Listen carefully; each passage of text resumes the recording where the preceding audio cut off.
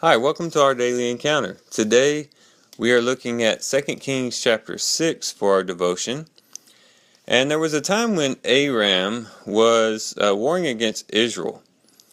And every time he would say that they were going to go to a certain place, the man of God, that is Elisha, would go to the king of Israel.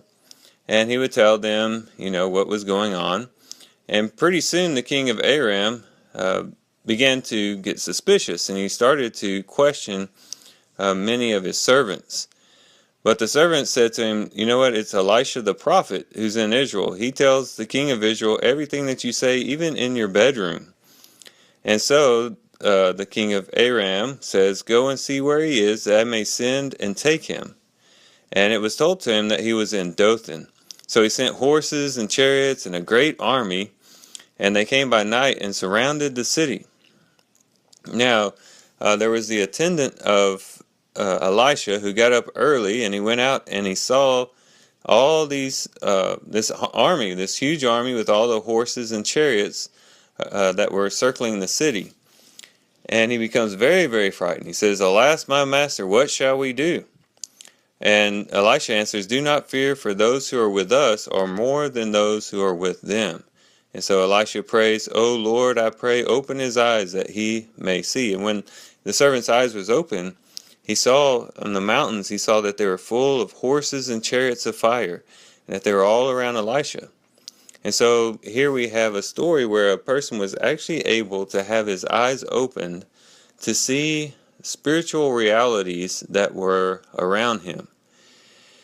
And this is something that is very important for us to understand as Christians, that a lot of times we limit our experiences, we limit the interactions that we have with others, maybe we even limit world news, the things that are going on globally, to just things of this world.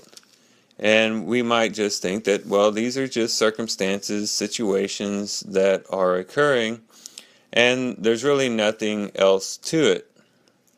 But what's important for us to understand is that there is a realm beyond this world, and it in some way is very closely tied to this world, as was the case with Elisha and his servant and these chariots of fire. They were there the whole time, it's just that the servant didn't see them.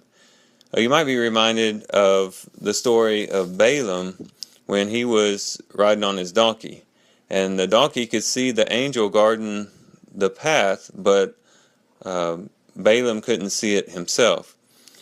And there are around us many, many spiritual beings that we don't even recognize.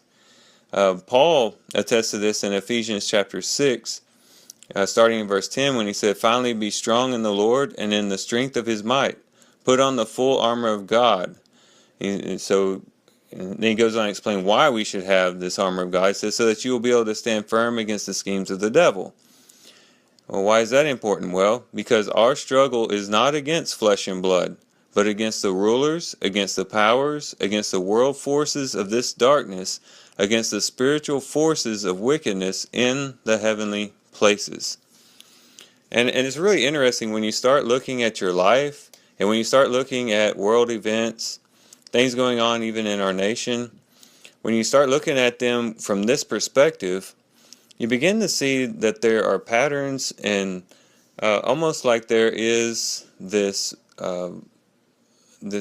being or beings behind everything that's going on, because there seems to be these patterns going on. And it's important that we recognize these things, and it's important that we recognize them in our lives so that we can approach these things in the proper way. If we recognize that we are not wrestling just against flesh and blood, we can be better prepared to stand up against these things, and it'll cause us to be, I guess, more.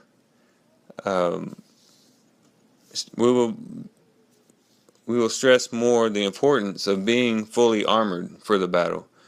That's what Paul would go on to say there in Ephesians chapter 6.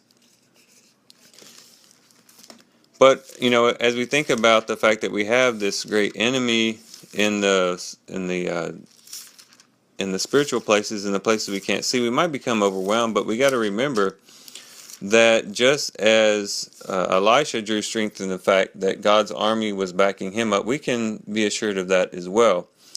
We actually have God's army backing us up, as spoken about in Hebrews chapter 1 and verse 11, where it says, here talking about angels, he says, "Are they not all ministering spirits sent out to render service for the sake of those who will inherit salvation?" And then probably the more famous passage of scriptures in connection to angels and how they help us here in this world is found in Matthew chapter 18, where he's talking about not causing stumbling blocks for people. And then goes on to say in verse 10, "See that you do not despise one of these little ones, for I say to you that their angels in heaven continually see the face of my Father who is in heaven." And of course there's a lot of speculation on what that means. They're angels. Is he talking about guardian angels? Does each of us have assigned angels? And to me it's not really that important necessarily, just to know that God does have angels that are looking out for us, that stand before the Father, and that should comfort us to know that we also have an army on our side against Satan's army. And of course we have the power of the Holy Spirit living within us, as 1 John teaches us that he who is in us is greater than he who is in the world.